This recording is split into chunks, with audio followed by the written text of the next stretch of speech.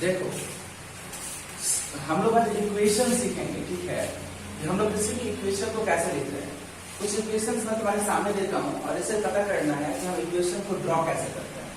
जैसे कि हमारा पहला इक्वेशन है mg plus Cl2 equal to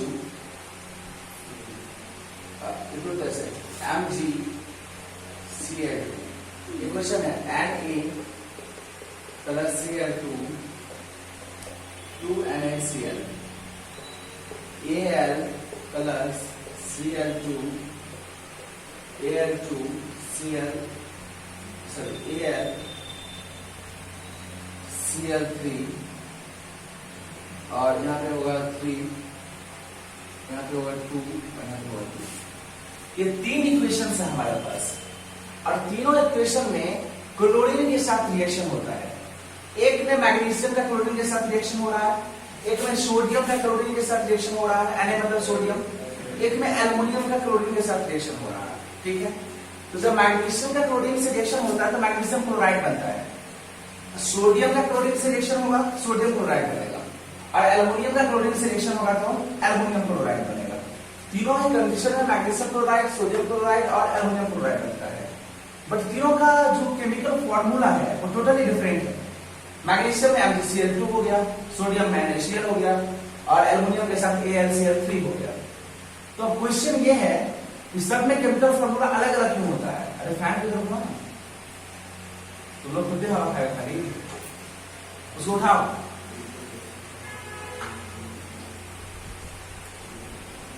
तो और घुमा इधर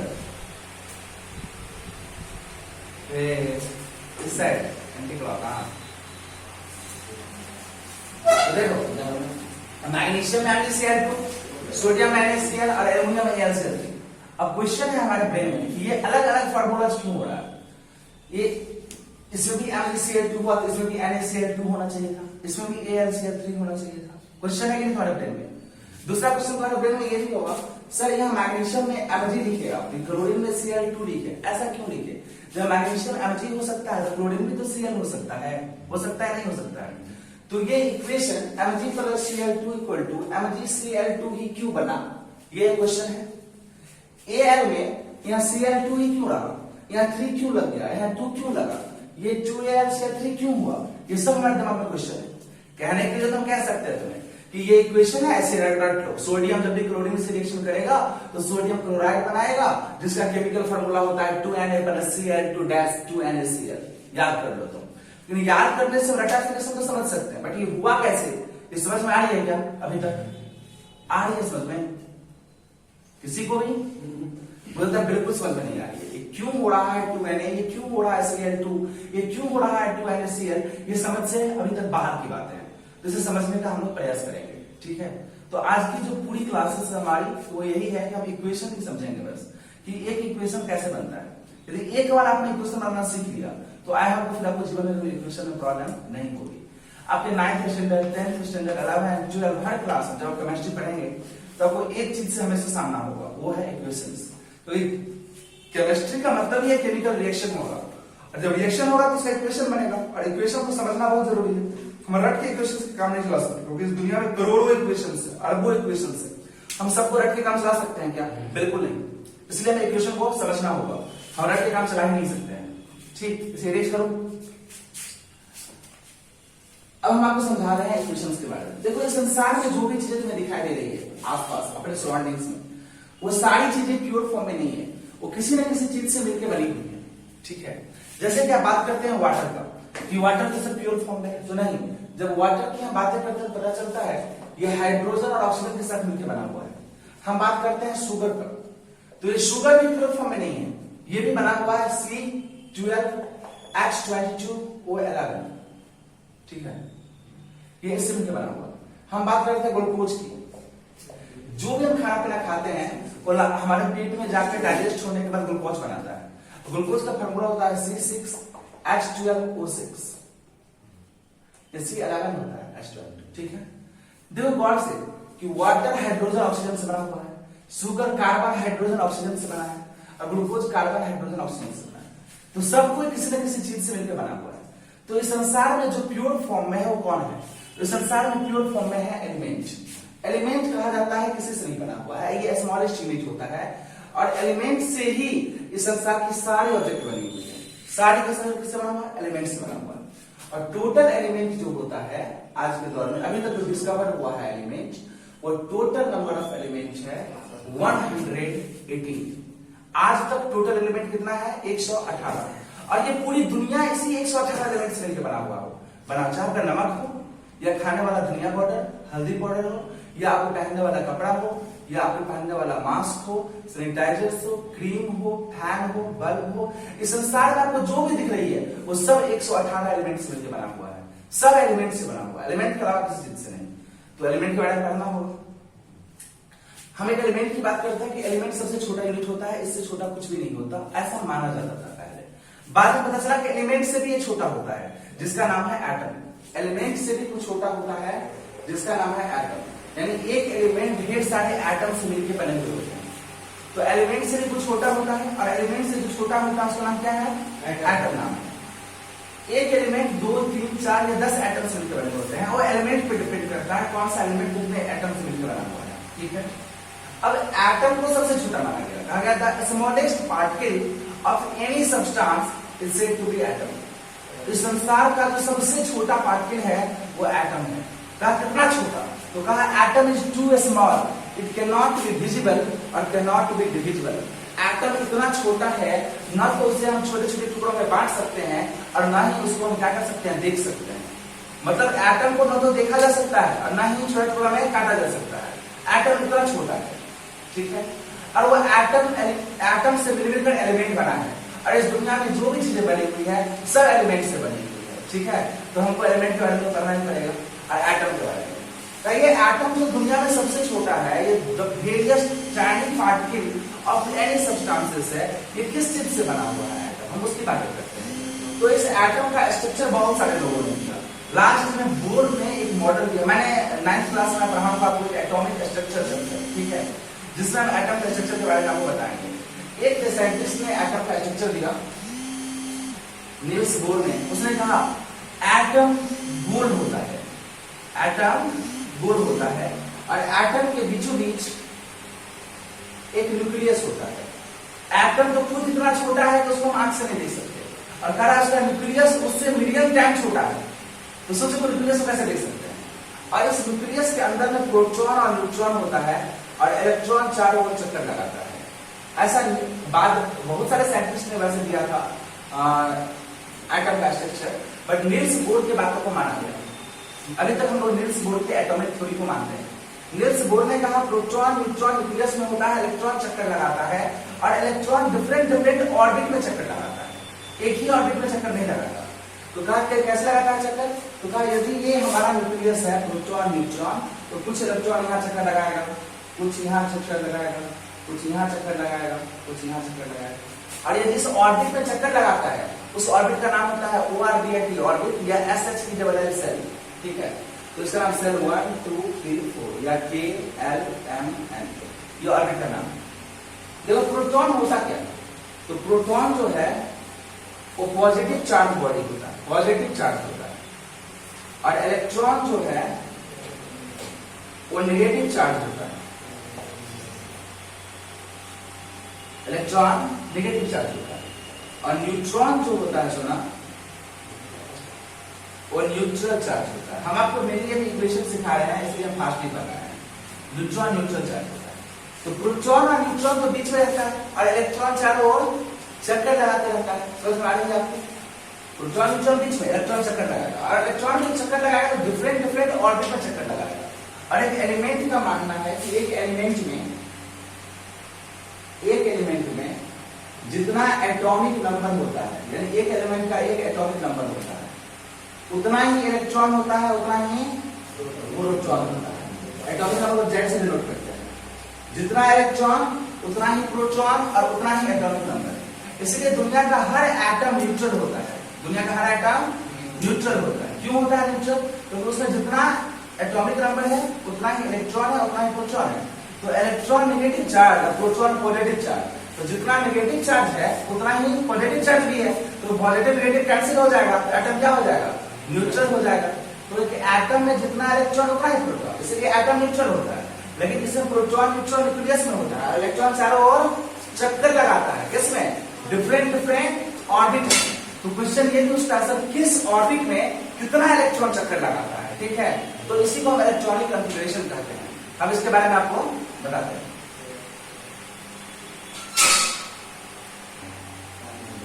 अब हम लोग देखते हैं डिफरेंट डिफरेंट ऑर्बिट में कितना इलेक्ट्रॉन होता है। तो according to both theory, number of electron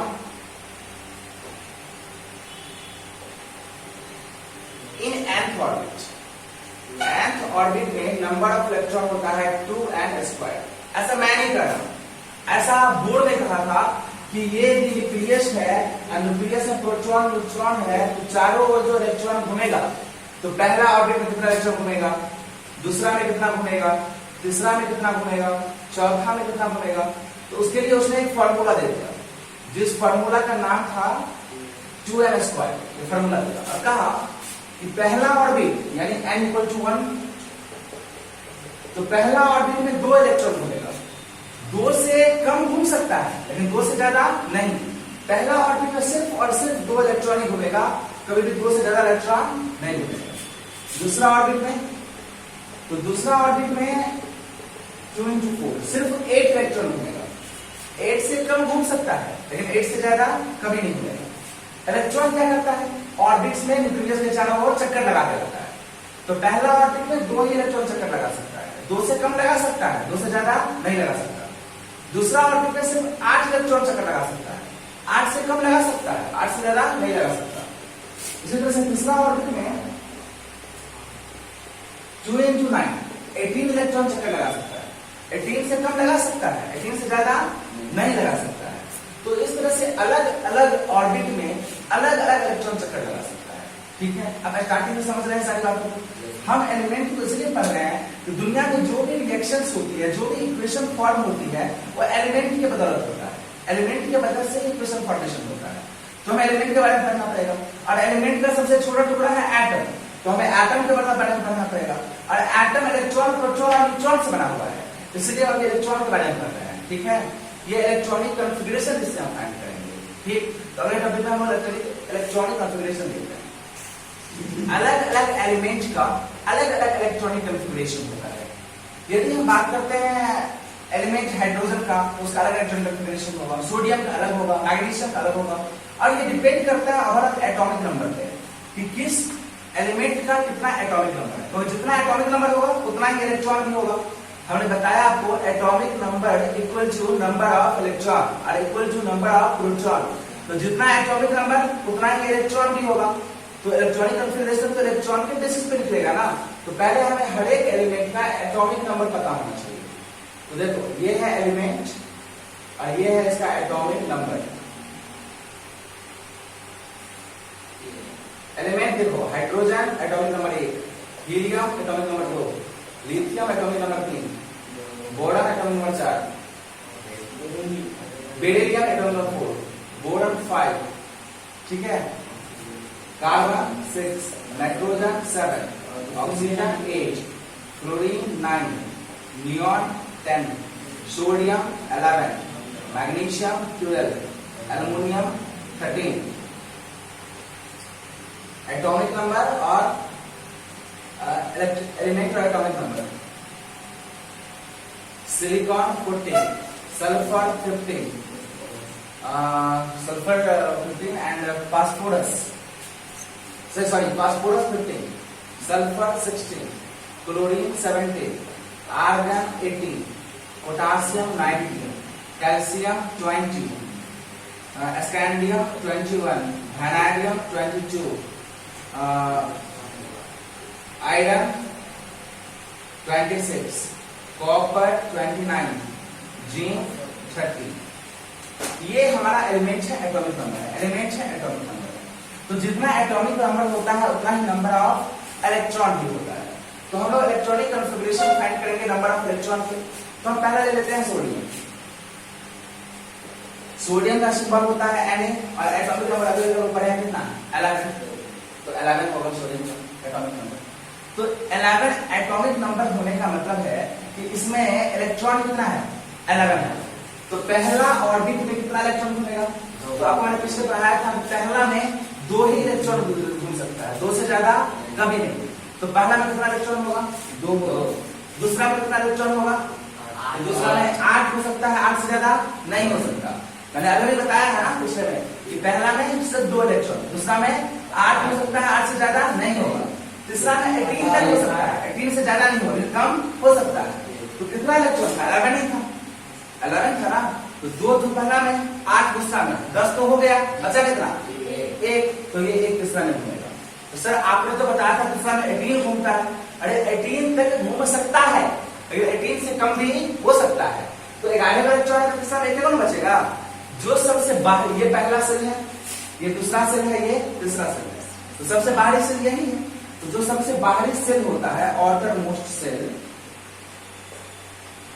इसको हम वैलेंस सेल भी कहते हैं। क्या कहते हैं? Valence shell. और इसके इलेक्ट्रॉन को हम वैलेंस इलेक्ट्रॉन कहते हैं। क्या कहते हैं? Valence electron. इसका जो इलेक्ट्रॉन है कौन सा इलेक्ट्रॉन है? Valence electron. और इसकी एक वैलेंसी होती है। तो वैलेंसी क्या होता है? वैलेंसी होता है 8 माइनस वैलेंस इलेक्ट्रॉन। ऐसा तब हो, सॉरी सीधे valency equal to valence electron. फिर ऐसा तब होगा जब वैलेंस इलेक्ट्रॉन या तो 4 हो या 4 से कम हो। 4 हो या 4 से कम हो, तो क्या होगा? जो वैलेंस इलेक्ट्रॉन होगा वही वैलेंसी हो जाएगा। वैसे क्या है? 1 है, 4 से कम है, 4 से कम है, तो उसकी वैलेंसी भी क्या हो जाएगी? 1 ही हो जाएगी, तो अभी 4 से कम है। और देखो वैलेंसी का 2 फॉर्मूला होता है, एक और होता है 8 माइनस वैलेंस इलेक्ट्रॉन। ऐसा कब होता है? जब वैलेंसी 4 से ज्यादा हो। तो जब वैलेंसी 4 से ज्यादा होगा तो हम 8 में से सब्सट्रैक्ट कर देंगे। वैलेंसी जब भी 4 से ज्यादा रहा तो 8 में से सब्सट्रैक्ट करेंगे। अब वैलेंस इलेक्ट्रॉन 4 से कम रहा तो जो रहेगा वही वैलेंसी हो जाएगा। तो हमको वैलेंसी से मतलब है, इसलिए हम वैलेंसी के बारे में लिख रहे हैं। कोई दिक्कत? तो आपने इलेक्ट्रॉनिक कॉन्फ़िगरेशन पहले फाइंड करना है, फिर आपको क्या फाइंड करना है? वैलेंसी फाइंड करना है। कोई दिक्कत नहीं है आपको? चलो ठीक है, राइट करो। ऐसा ही एक एलिमेंट हम लेते हैं मैग्नीशियम। मैग्नीशियम का एटॉमिक नंबर 12 होता है। और फ्लोरीन लेते हैं, इसका एटॉमिक नंबर 17 होता है। दोनों की इलेक्ट्रॉनिक कॉन्फ़िगरेशन निकालते हैं। तो इसमें 12 इलेक्ट्रॉन है, तो पहला सेल में हमेशा 2 इलेक्ट्रॉन ही रिवॉल्व करेगा, दूसरा में 8, तो 2 8 10 हो गया, कितना बचा? 2। तो तीसरा में 2 इलेक्ट्रॉन रिवॉल्व करेगा। इसमें देखा जाए पहला में 2, दूसरा में 1 और तीसरा में मैक्सिमम 7 इलेक्ट्रॉन रिवॉल्व करेगा। ठीक है, इसकी वैलेंस इलेक्ट्रॉन कितनी है? 2 है, और इसकी वैलेंस इलेक्ट्रॉन 7 है। तो वैलेंस इलेक्ट्रॉन 4 से कम है, तो इसकी वैलेंसी भी क्या हो जाएगी? 2 हो जाएगी। और इसकी वैलेंसी हो जाएगी 8 माइनस 7 1, क्योंकि 4 से ज्यादा होता है वैलेंस इलेक्ट्रॉन, तो हम 8 में से सब्सट्रैक्ट कर देते हैं। यहाँ वैलेंस इलेक्ट्रॉन 7 है, जो कि 4 से ज्यादा है, तो वैलेंसी के लिए हम 8 माइनस 7 1 कर दे रहे हैं। अब देखो, जब मैग्नीशियम और क्लोरीन आपस में रिएक्शन करेगा तो उसका वैलेंसी पार्टिसिपेट करता है उसमें। मैग्नीशियम क्लोरीन जब भी रिएक्शन करेगा तो वैलेंसी पार्टिसिपेट करेगा। तो मैग्नीशियम का वैलेंसी 2 और क्लोरीन का वैलेंसी 1 पार्टिसिपेट करने लगा। मैग्नीशियम का मैग्नीशियम, क्लोरीन का क्लोरीन, लेकिन इसकी वाली वैलेंसी इसके साथ और इसकी वैलेंसी इसके साथ। तो बना क्या? बन के तैयार हुआ MgCl2। तो अब के बाद से मैग्नीशियम क्लोराइड जब भी होगा MgCl2 ही होगा, MgCl1 नहीं हो सकता है। तुम्हें समझ में आया मैग्नीशियम क्लोराइड MgCl2 ही क्यों होगा? इसी वजह से मैग्नीशियम क्लोराइड जब भी होगा MgCl2 होगा। इस तरह सोडियम क्लोराइड निकालते हैं, तो सोडियम क्लोराइड का देखो, सोडियम का ले लेते हैं, 11 होगा, 2 8 1 होगा। इसकी वैलेंस कितनी? 1, और वैलेंसी 4 से कम है तो वही हो जाएगा। तो सोडियम और क्लोरीन जब रिएक्शन करेगा तो सोडियम का 1 और क्लोरीन का कितना? 1। तो इसका 1 इसके पास, इसका 1 इसके पास, तो क्या बनेगा? NaCl। तो सोडियम क्लोराइड जब बनेगा तो NaCl बनेगा। तो समझ में आया? इस तरह से मैग्नीशियम क्लोराइड का फॉर्मूला MgCl2 होता है और सोडियम क्लोराइड का फॉर्मूला NaCl होता है। हम इसमें 2 नहीं लगा सकते हैं, क्योंकि फॉर्मूला तो NaCl ही होता है ना, तो 2 कैसे लगा देंगे? और हम इसमें से 2 नहीं हटा सकते हैं, और ये MgCl2 होता है। तो यहाँ पर हम 2 3 5 कुछ भी लगा सकते हैं, 10 12 कुछ भी, क्योंकि यहाँ पर 10 लगाने का मतलब है 10 MgCl2, यहाँ पर 10 लगाने का मतलब है 10 MgCl2, यहाँ पर 3 लगाने का मतलब है 3 MgCl2। समझ में आ रहा है? यहाँ पर 3 लगाने का मतलब 3 NaCl, जैसे कि 3 हाथी, 3 घोड़ा, 3 गधा होता है ना, तो इसको मान लो NaCl को हाथी, तो ये 3 लगा दिए 3 हाथी, 10 लगा दिए 10 हाथी, 12 हो गया तो 12 हाथी, 15 लगा दिए तो 15 हाथी, मतलब 15 NaCl। यहाँ 15 लगा दिए 15 MgCl, 15 मैग्नीशियम क्लोराइड। लेकिन मैग्नीशियम क्लोराइड का Cl2 ही होगा, हम इस बीच में कुछ 2 3 नहीं लगा सकते हैं, ठीक है? तो ये मैग्नीशियम क्लोराइड का केमिकल फॉर्मूला है, ये सोडियम क्लोराइड का केमिकल फॉर्मूला है। हाँ, उसके पहले हम 2 3 5 कुछ लगा सकते हैं। अभी ये प्रॉब्लम तो पहले से राइट डाउन करिए, फिर हम समझाएंगे इक्वेशन के ऊपर से। तो जब हम मैग्नीशियम का रिएक्शन क्लोरीन के साथ करवाते हैं तो मैग्नीशियम हमेशा Cl2 के साथ रिएक्शन करेगा। और आपको पता है कि मैग्नीशियम क्लोराइड का फॉर्मूला होता है MgCl2। तो Mg एक है और Cl2 2 है, यहाँ भी 2 है, तो काम हो गया। अब क्वेश्चन तुम्हारे दिमाग में ये आ रहा होगा, सर आप यहाँ पर Cl2 लिखिए और यहाँ पर Mg को अकेले लिख दिए, ऐसा क्यों करते हैं आप? इसका वजह बताइए। तो बताते हैं, समझो। जिसकी वैलेंसी 1 2 वैलेंस इलेक्ट्रॉन 1 2 और 3 होगा, जिसका वैलेंस इलेक्ट्रॉन 1 2 और 3 होगा, वो सब मेटल होता है। क्या होता है? मेटल होता है। मेटल को समझते हो ना, धातु का होना। तो जिसका वैलेंस इलेक्ट्रॉन 1 2 या 3 हो जाए वो मेटल होगा। 4 हो जाए तब तो फिर कार्बनिक यौगिक है, और उससे ऊपर हो जाए वो नॉन मेटल होता है। और नॉन मेटल अपने आप में कोवलेंट बॉन्ड बनाता है। जैसे हम मैग्नीशियम की बात करते हैं तो 2 होता है वैलेंस इलेक्ट्रॉन इसका, तो ये मेटल है, तो ये अकेले रहेगा। मेटल जो भी रहता है अकेले रहता है। और नॉन मेटल की बात करते हैं तो क्लोरीन की होता है 70, तो 2 8 7, तो इसकी वैलेंसी तो 1 है, जिससे MgCl2 बना। लेकिन यह जो क्लोरीन है, हर एलिमेंट चाहता है मेरा ऑक्टेट पूरा करे, जिसकी वजह से 2 क्लोरीन, इसकी वैलेंस कितना है 7, 1 2 3 4 5 6 7, और इसकी वैलेंस इलेक्ट्रॉन 3 4 5 6 7। तो हर एलिमेंट चाहता है कि मेरा वैलेंस इलेक्ट्रॉन में 8 इलेक्ट्रॉन रहे। कितना इलेक्ट्रॉन है? 8 इलेक्ट्रॉन। तो 8 इलेक्ट्रॉन पूरा करने के लिए ये इलेक्ट्रॉन का शेयरिंग करता है, इलेक्ट्रॉन शेयर करता है। इसे हम कोवलेंट बॉन्ड करते हैं। कौन सा बॉन्ड? कोवलेंट बॉन्ड करते हैं। कोवलेंट बॉन्ड 2-3 तरह का होता है, सिंगल बॉन्ड, डबल बॉन्ड और ट्रिपल बॉन्ड। तो ये कोवलेंट बॉन्ड है। कोवलेंट बॉन्ड में इलेक्ट्रॉन शेयर करता है। तुम भी अपना इलेक्ट्रॉन दे दो, हम भी अपना दे देते हैं, दोनों मिला के 8 हो जाएंगे। तुम भी अपना दे दो, हम भी अपना 2 दे देते हैं, दोनों मिला के ऑक्टेट पूरा कर लेंगे। तुम अपना 3 दे दो, हम भी अपना 3 देते हैं, दोनों मिला ऑक्टेट पूरा कर लेंगे। ये शेयरिंग करता है, जो मेरा वो तुम्हारा, तो तुम्हारा वो मेरा, ऐसे करते हैं। तो अभी 7 तो इसके पास है ही बैलेंस में, 7 इसके पास भी है, एक वो इसने शेयर कर दिया, तो इसके पास भी ये 7 और ये मिला के 8, इसके पास भी 7 है, ये मिला के 8।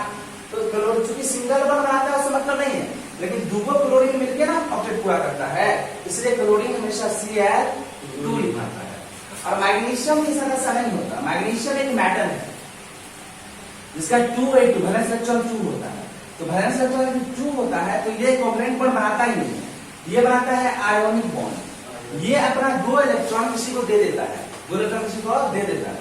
ये देता नहीं है, ये शेयर करता है। कोवलेंट बॉन्ड में क्या होता है? इलेक्ट्रॉन का शेयरिंग होता है। और आयनिक बॉन्ड में शेयरिंग नहीं होता है, डोनेशन हो जाता है। कोई अपना किसी को 2 दे देगा, कोई ले लेगा। तो देगा तो कौन लेगा? क्लोरीन लेगा, ठीक है? इसलिए MgCl2 बना। कोई दिक्कत? तो आयनिक बॉन्ड में देता है और लेता है, और कोवलेंट बॉन्ड में शेयरिंग करता है। तो चूंकि क्लोरीन खुद के साथ शेयर करता है इसलिए Cl2 लिखाता है। तो MgCl2 क्या हो गया? MgCl2 हो गया। अब सोडियम के साथ देखते हैं। सोडियम को लिखेंगे Na। क्लोरीन तो अकेले कभी नहीं लिखाएगा, क्लोरीन क्या लिखाएगा? Cl2 लिखाएगा। और क्लोरीन को हम कैसे देखे थे? NaCl, सोडियम क्लोराइड का फॉर्मूला क्या हुआ था? NaCl हुआ था। ऐसा मैं अपने मन से नहीं बता रहा, पिछला उल्टा के देखो पता चलेगा कि सोडियम क्लोराइड का फॉर्मूला बताए थे NaCl। लेकिन यहाँ पर तो क्लोरीन 2 है, यहाँ पर तो 1 है, यहाँ पर तो 2 लगा नहीं सकते हैं क्योंकि फॉर्मूला में NaCl2 नहीं ना होता है। फॉर्मूला में क्या होता है? NaCl होता है। चेक करो ना कॉपी, फॉर्मूला में क्या होता है? NaCl होता है। NaCl2 होता है क्या? नहीं होता है। तो NaCl होगा, लेकिन क्लोरीन 2 है तो यहाँ पर भी 2 लगा देंगे, तो हो गया 2 क्लोरीन। यहाँ लगा सकते हैं मन से, क्लोरीन 2 है, यहाँ 2 लगा दिए। लेकिन यहाँ पे 2 लगाने से क्या हुआ? क्लोरीन तो 2 हो गया, लेकिन सोडियम भी 2 हो गया, तो इसलिए यहाँ पर भी 2 लगा दिए। इसलिए फॉर्मूला हो गया QNaCl। अब समझ में आया Cl2 क्यों लिखते हैं, यहाँ 2 क्यों लगाते हैं, इसमें NaCl क्यों होता है, इसमें MgCl2 क्यों होता है, सब समझ में आ गया। तो इस तरह से आप लोग इक्वेशन समझ गए। फिर भी आप लोगों को कोई प्रॉब्लम हो तो आप लोग कमेंट बॉक्स में लिखिए, हम फिर से समझाने का प्रयास करेंगे। Thank you.